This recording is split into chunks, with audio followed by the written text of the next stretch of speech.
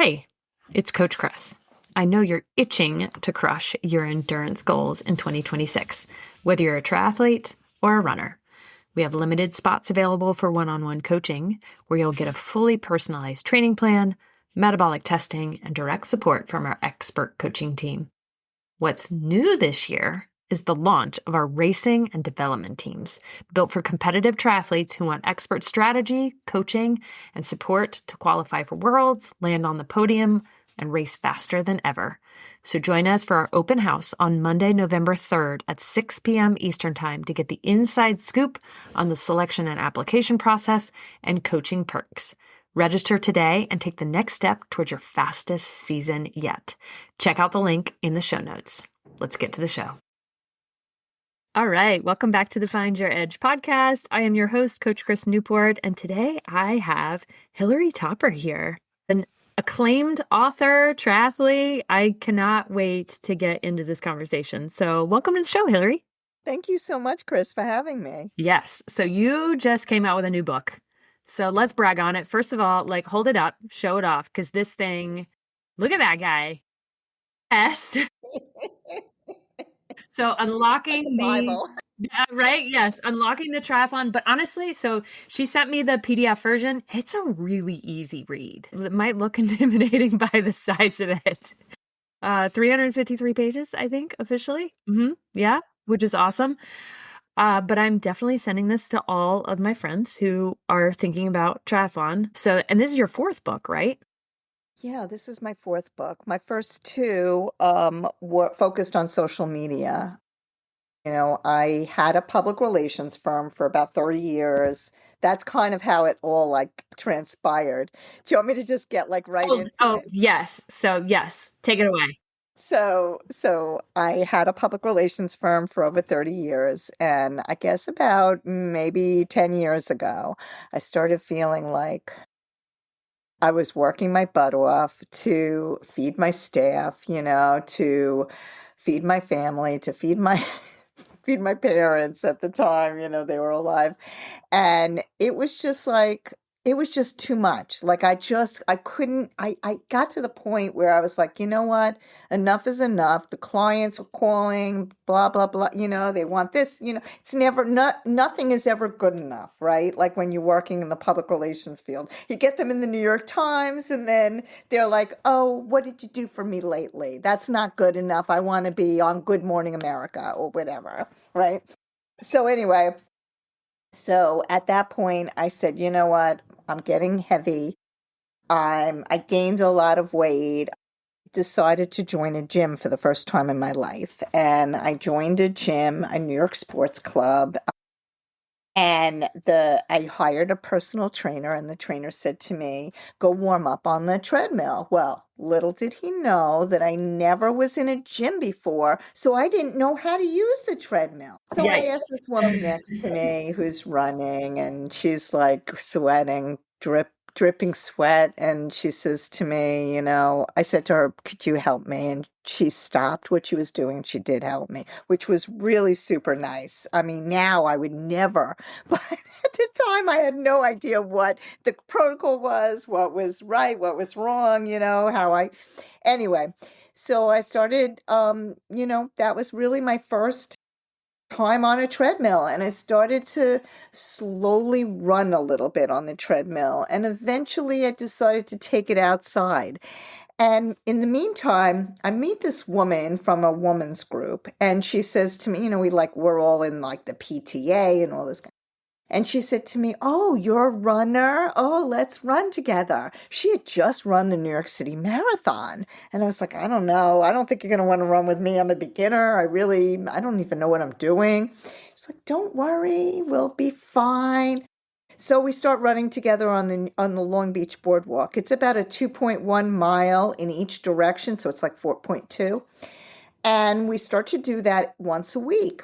And I guess about a month or two into this, she says to me, let's go run a half marathon. And I said, a half marathon? I can't even run 4 miles, I'm dying over here.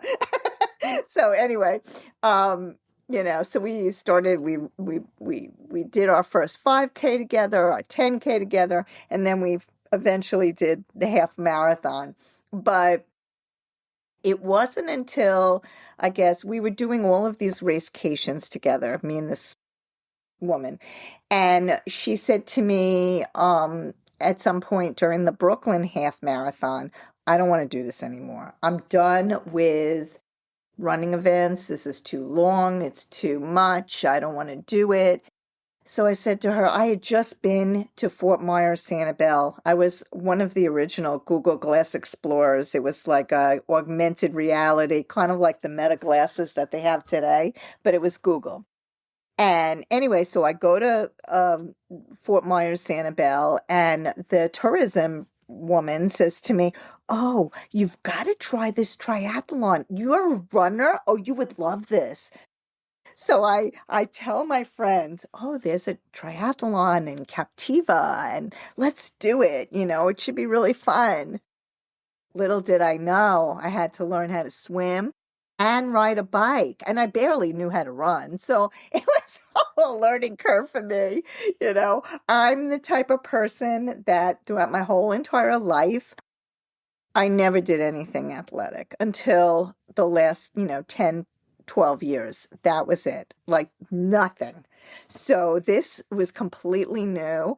And I started buying all these books. This is what led me to this. I started buying all these books on triathlon and how to do a triathlon and, zones and what it all means and, how to buy a bike and all. And I went out and I bought all these books and I'm reading them and I have absolutely no clue what they mean. It's just totally over my head. And I'm saying to myself, there's got to be a book out there that's easy to understand, that anybody could understand. And that's what led me to this book. That's amazing. What a phenomenal journey. And I love that you said that, and sort of backing up a little bit, you didn't have a history in sport. You literally didn't know how to operate a treadmill. And then suddenly it's almost like this friend came along and identified you as a runner. And then it was like, whoa. And then here you are, like becoming a runner. And then you sort of get tagged into this triathlete. Now you're going to do a triathlon. So like, where do you feel like this whole identity or perhaps lack thereof played into this journey? Well, at first, when I started to do this, you have that, I forget what it's called, like where you do something, but you're like an imposter, like you really, you don't belong here, right?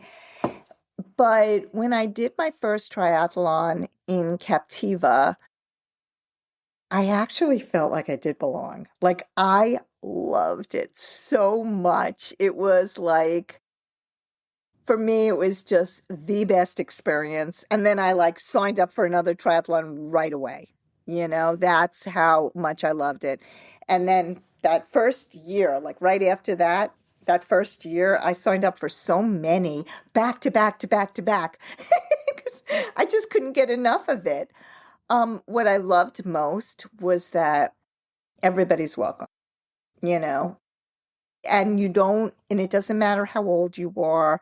I started triathlons at 53. I'm 64 now. I mean, it's not like, and I'm still doing them. I just met an 85-year-old woman at an Alpha Win triathlon in Hudson Valley. She was incredible. She just was incredible. And it just motivated me thinking, wow, if she could do this, I could do this too. And that's kind of what my goal here is. If I could do this, you could do this. Anybody could do this. I mean, I was somebody, my first book, From Couch Potato to Endurance Athlete, it's the subtitle is Non-Athletic Triathlete, right? I never thought I was athletic. That wasn't me. But there's something about this lifestyle that just, grabbed me It and pulled me. resonated. Yeah, that's so Yeah. cool. And what I'm gleaning from this is that while I think a lot of people can be intimidated by multisport or endurance sports in general, and sort of going back to that identity piece, is that a lot of it is a story that we're telling ourselves. Like, oh, triathlon is not welcoming. Like, no, make yourself fit. Like, if it brings you joy, if it brings you a challenge, if it's something different to do something for your health, do it. Absolutely. I was watching the Jones Beach Ironman a couple of weeks back, and I was just like, I was with my running group. We go out every Sunday, and I was talking to them, and I said, look at this. You see, everybody has a different body shape, age, color, anything. Like everything is accepted in this sport. And that's one of the reasons why I love it so much. Because you could be an 85-year-old woman. You could be a 300 pounds man, I mean, it doesn't matter. As long as you're out there and having fun, everybody accepts each other. It's not like, oh, you don't belong here. Mhm. Yes. Which, when you first held up the book, so she's going to hold it up again. There's a bookmarked page because I wanted her to read a certain quote that I loved out of it, which is exactly what you're talking about. So, do you mind? So yeah, so after each chapter, I have these quick tips, and in the chapter where I talk about every shape, every size, embracing diversity in triathlon, I say embrace who you are. No matter if you're overweight or underweight, you belong here.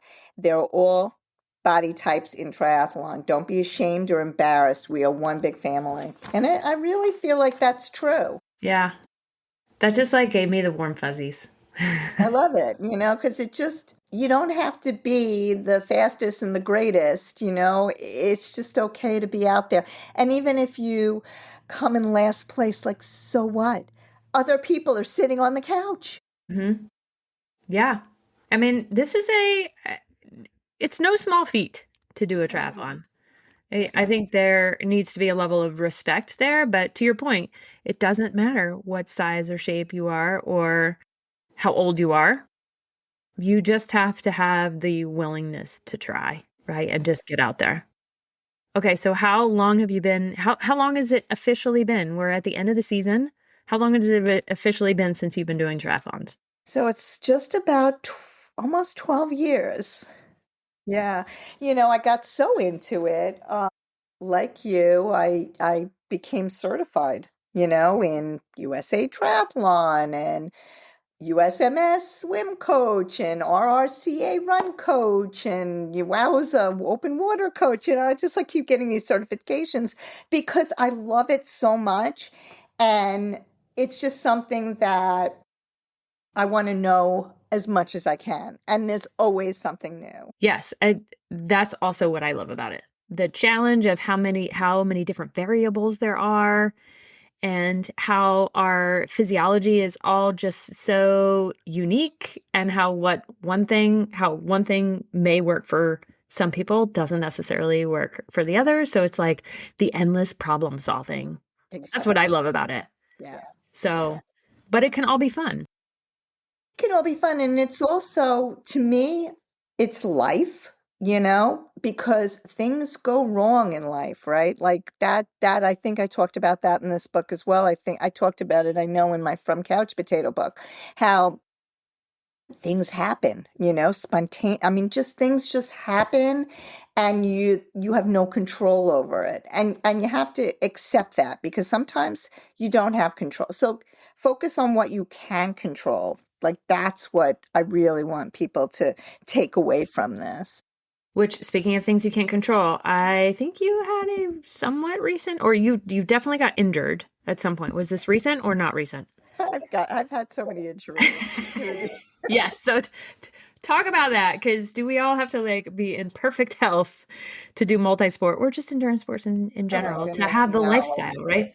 I know people who had heart issues. I mean, oh gosh, I have a friend who actually had a heart attack on an Ironman course Can you imagine this? And he just kept going and completed the course. And then after he found out he had a heart attack, I mean, I think maybe that's not the smartest thing. I think, if you have to listen to your body and, like those professionals at Kona, I forget their names, but there were two women professionals at Kona. Yeah, Taylor Nibb, Yeah. to just, what, Yeah. yeah, But they knew their body. yeah. They knew that it was time to stop. And And I think there is a level of knowing where your why is. So why are you doing this? And what does it mean to either stop or not stop? Right? Like what's the level of, maybe we call it sacrifice? I don't know, of when you listen to your body enough to say, this is not worth it for me to finish. And that, so a DNF is not a failure in life. it's not a failure. It was like I thought it was when it first started. Oh, she got a DNF. I mean, really, she got out there and if you can get out there for the start line, you won. Like every single piece of the race, you won. And if you finish the race, wow, more power to you. And it's a testament to the fact that the training is the journey. Like the whole, just deciding that you're going to do a triathlon can be the start of the journey. Like, okay, I am willing to learn the things about what the heck is a derailleur. And I'm willing to learn, be vulnerable and put on a bathing suit that maybe I haven't put on in 20 years and wear this like really weird cap and goggles that makes me look like a bug and being like, you know what? I am okay with it. And here I am. I'm just gonna try. Like, let's just do it. Absolutely. Yeah. Yeah. So cool. What were some of your favorite parts of writing the book and maybe not so favorite parts of writing the book? I think that my favorite part was thinking about what would make it easy for people to read and understand, right? Like that was, and I think that was my favorite part because I'm like you, like I like to help people, right? So, and I want people to just give it a try, I mean, you may love it, you may not, but if you love it, great. It's just something, it's a great cross-training activity, to run, especially for runners, because a lot of runners get into triathlon. And there was one woman in the book who I interviewed, Jody Robertson. She's a professional triathlete. And she said that she was in the Olympic trials and she was doing like almost, I don't know, she said something crazy like 120 or 140 miles a week of running. And she was getting injured all the time. And then when she started doing triathlon, she cut it down to like 70 miles. I mean, still 70 miles a week is a lot of miles, but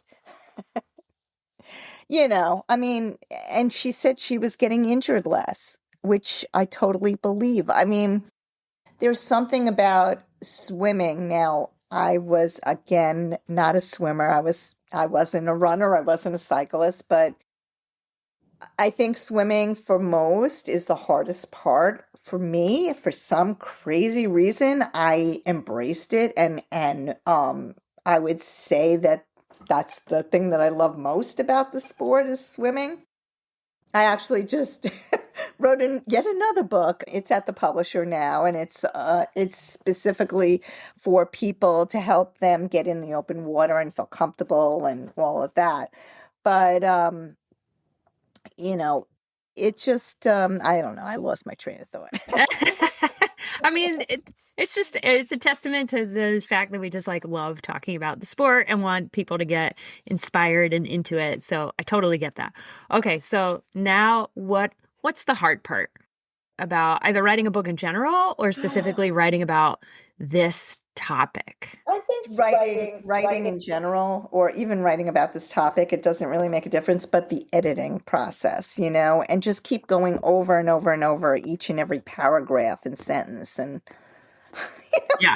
Yeah. It's a lot, And then my first book, I still had my firm, my PR firm. So I had an employee who was helping me, with the publicity and with, marketing and stuff like that. Now I'm like all by myself and I have to do this alone. And it's like, oh my God, there's so much to do, and not enough time. And I'm going to be traveling around, to different locations. My first endurance book, From Couch Potato, I was, every month I was somewhere else. I was like around the country. I went, I guess, as far west as like Tennessee. Um, I did Chicago, and that, but I never like went to California. Like I just kind of stayed close to New York. This time I limited it. Like, I'm going to be doing Florida in February, Long Island, obviously, because I'm here. I'm having a big kickoff event on January 27th. I'm going to Boston, Philly, Austin, Texas, and Colorado.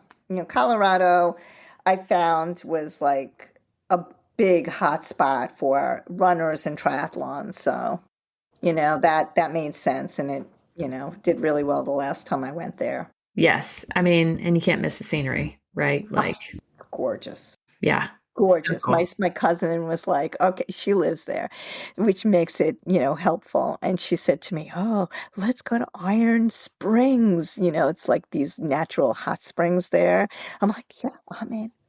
Yes, totally. Totally. That's awesome. So speaking of the multi-sport lifestyle, you're going to be traveling a lot. And I'm sure there are people who travel and they're like, well, I can't keep up with it because I, may not have access to a pool and I'm not traveling with my bike. And I may or may not have access to a bike and a hotel. So talk about that a little bit. Like, do we fail if we're if we're not No, swimming not at for a all. week There and are we're off other the trainer? things. There are other things. I mean, first of all, we all really need to strength train. I mean, especially as we get older.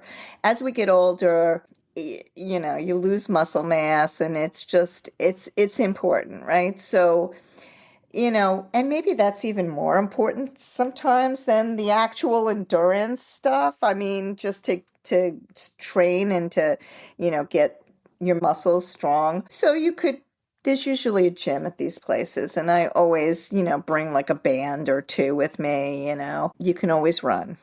And what I do sometimes is I like juggle my schedule so that I'll do like more bikes and swims before I go. And then I focus on running when I'm there. You know what I mean? So there's ways to juggle it around.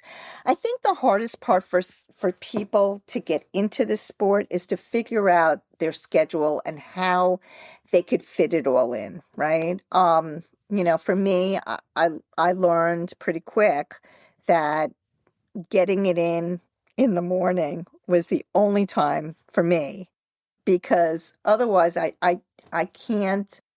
I'm too tired in the afternoon. There's just no way after work and everything. There's just no way I could do it. Now, other people feel that they're invigorated after work and they need like an outlet just to release, and that's okay. So everybody's got their own method to this madness. For me, I'll put all my stuff out the night before so that I have it.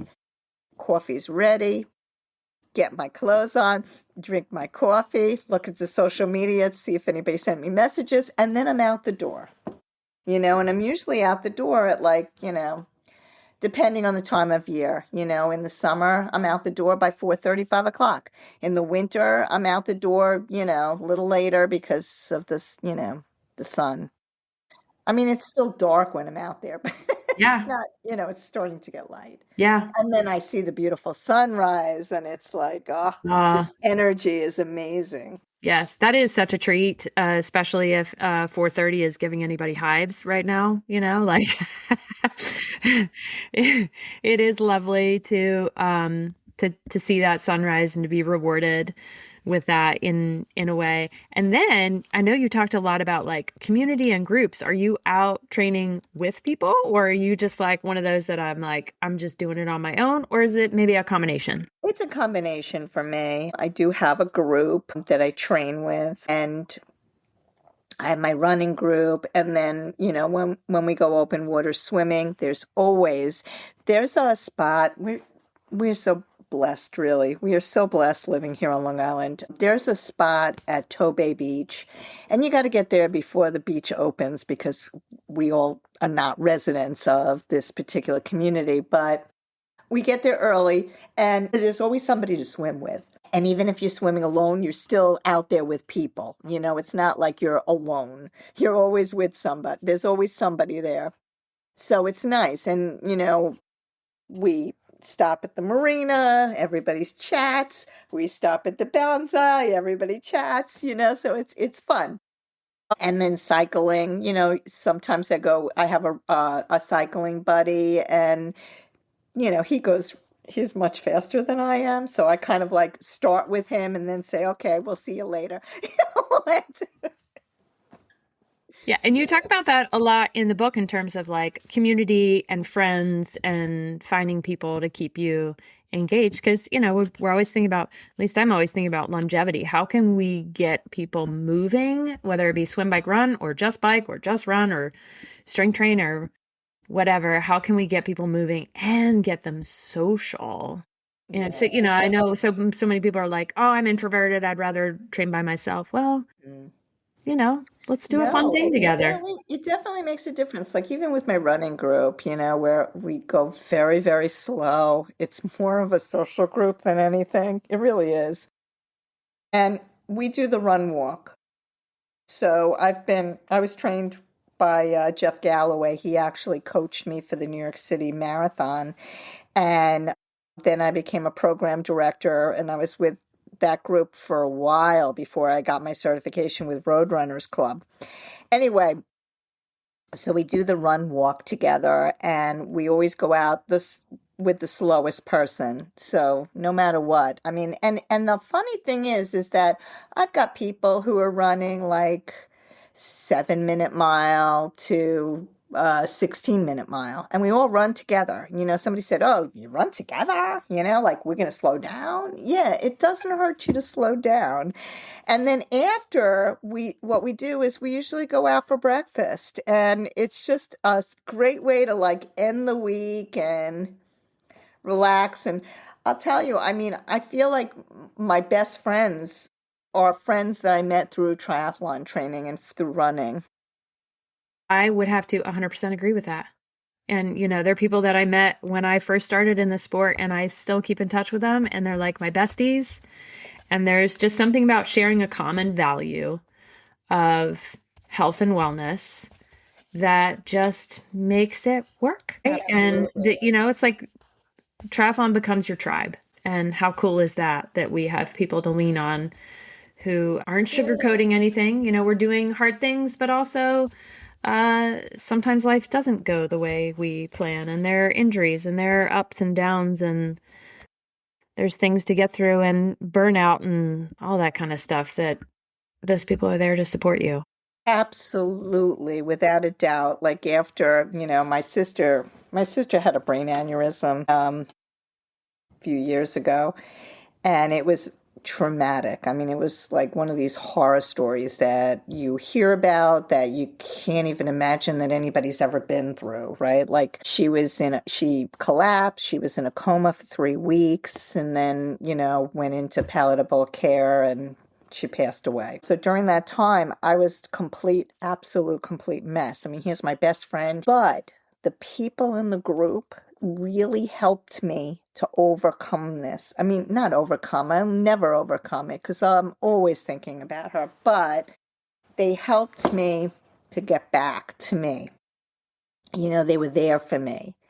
And that was just amazing that they were there for me, and I always, like, if one of my friends in the running group, her husband just had quadruple bypass surgery, and she's like very, very upset. I mean, obviously upset about that, and I've been like bugging her like every day. How you doing? Can I help you with anything?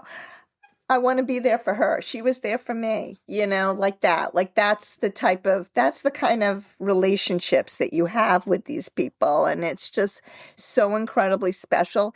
And it's more special than people that you've known all your life, like you get this bond with them that is very, very special.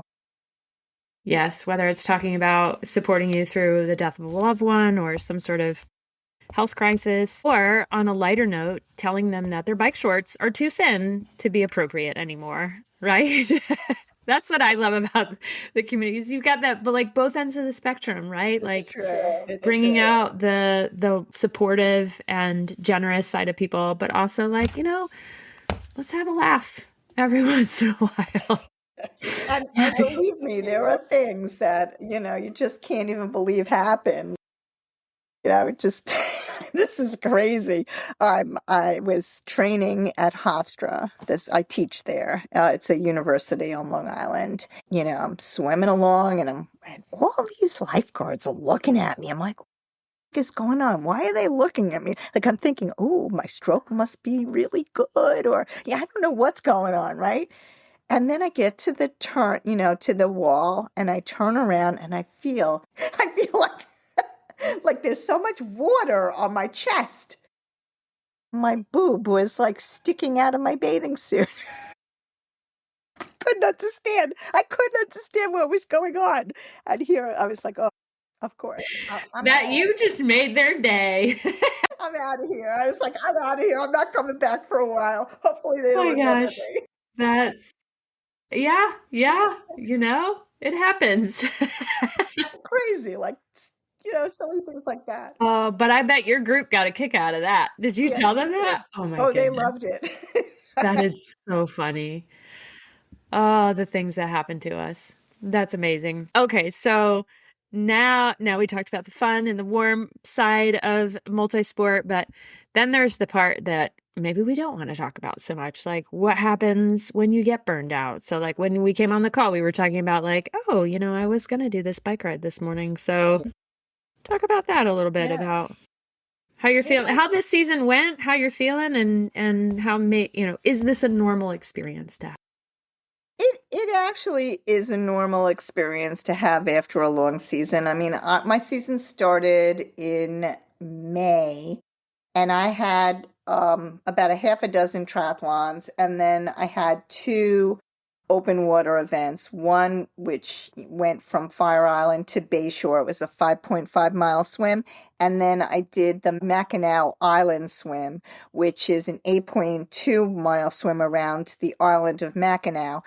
And it was it was a lot. Like I went from that, then I went back to a triathlon, then I got sick, like really sick, and it was like my body saying, you know what, you got to slow down. And the last couple of days I've just been feeling like I am so tired. Yesterday I forced myself to go swimming, and I just I wasn't really swimming like I normally do. Like I was swimming much slower, and I could tell that my body was just saying no. It's no. And then today, we had a little bit of misunderstanding with the time, and I was going to go out and ride my bike. And you know what? I said, you know what? This actually worked out for the best because I didn't go out. I rested in the morning, which was really nice. I don't usually take that opportunity to do that. And yeah, I'm sure within the next week or two. I mean, I think the most important thing once it's off season is try to do something different. Try to do something different. Like I love going skiing, that's something that I just really enjoy to do, doing, or, just do something that you weren't able to do during season, maybe playing golf or, still beautiful the weather or whatever it is that you like to do. Just go to the gym 3 times a week. You didn't get that opportunity when you were training. So, Yeah, I think that's a great tip for folks that you don't have to keep up the same level of intensity, the same level of structure that you do during season in the off season. And oftentimes that makes you come back fresher. Absolutely. And it's actually nice, like to do a race and not really have a time goal, or to go for a bike ride and not care that that you're killing it on the bike. I love oftentimes like pacing friends. Like, hey, I know you said you want to do your first 5K. Like, I'll run with you. Oh, but you're so much faster. I'm like, nah, you set the pace. I'll just talk you through it and keep you entertained. And Absolutely. it's so fun. It's so fun. Yeah, it is fun. Yeah, that's so awesome. All right. So, Hilary Topper, what are 2 or 3 things that you feel like you want folks who are listening to this to walk away with, tied into whether it be your book or whatever else to get into multisport? Yeah, well, the first thing is don't get down on yourself because you're not athletic, right? Like just start to do something and it'll make you feel better mentally and physically. And the thing about just getting out there and doing something is that it really clears your head. And that's huge, right? So I would say that would be the start. Don't worry about your body type. Don't worry if you're overweight or underweight or old or young or whatever. Just go out there and do it. And I would say the other thing is make sure if you do your first triathlon, don't be like me and buy expensive equipment. Go just borrow something. Gwen Gergensen borrowed her mother's bike, and it was like a used mountain bike she did for her first triathlon. I mean, just borrow a bike. My training buddy, he rode his bike. He borrowed a mountain bike from a friend. The seat was like half chewed off by the dog. I mean, the bike was a disaster. But yet, I'll tell you, I'm on a tri bike and he was on that mountain bike and he kicked my butt during that. I hate to admit it, but he did. That's so He said, awesome. "Hey, hell." I'm Yeah. like, go and F yourself, Yeah. I was so upset. Oh my gosh, that's amazing. So get out there, no matter what, just start doing something. Borrow instead of buy. Anything else you want to leave folks with to encourage them? You know, I don't think some people do this to try to lose weight. That's not really the right. It's not really where you're gonna. I mean, you will lose weight, but you got to watch what you eat. That's really the bottom line here. And I do have Stacy Blanket. She's a nutritionist. She gave me like a whole like training plan that's in the book. Um, and just do it. Just get out there and have fun and don't worry about what other people think. I always find like for years I felt that way, like, oh, I'm not good enough, blah, blah, blah, blah, blah. No, you're good enough. You could do this. You've got this. And I guess the last thing is if I could do this, you could do this too. So good. I love those final words. So I have a present for folks. If they buy your book, for the first 3 people to buy their book, and you send me a screenshot, I will give them a 1 month free group triathlon training. So $99 value. So send me a screenshot of that. Because you guys got to get this book. This is such a great way to get your feet wet, to understand some of the more complicated language, and to just get people moving. So I believe in the book so much. I think it's great. Thank you. Then hopefully we can add to the community experience if they are in the North Carolina area. If you're not, send me a screenshot anyway. I'll send you something else. So yeah, I got lots of tricks up my sleeve. So Oh, that's wonderful. Thank you. awesome, Hilary. Well, thank you again for coming on the Find Your Edge podcast. And how can people reach you or buy the book? So they could buy the book, Unlocking the Triathlon, The Beginner's Guide to Competing in a Triathlon. And this book is available on Barnes& and Noble. It's available on Amazon, or if you go into your local bookstore, ask for it, they can get you a copy of it. And you could reach me, I guess, on Instagram. I'm at Hilary Topper, and that's Hilary with one L. So it's Hilary Topper, Topper. So good. Awesome. Hilary, thanks again for coming on the Find Your Edge podcast. Thank you so much. Thanks for listening to the Find Your Edge podcast. If you like what you heard, don't forget to subscribe on your favorite podcast platform so you never miss an episode. And if you're interested in learning more about our endurance coaching, sports and wellness nutrition, metabolic and sweat testing, triathlon training team, or our triathlon training library, be sure to check us out at theenduranceedge.com. And don't forget to follow us on social media at The Endurance Edge. Thanks again, and we'll catch you next time.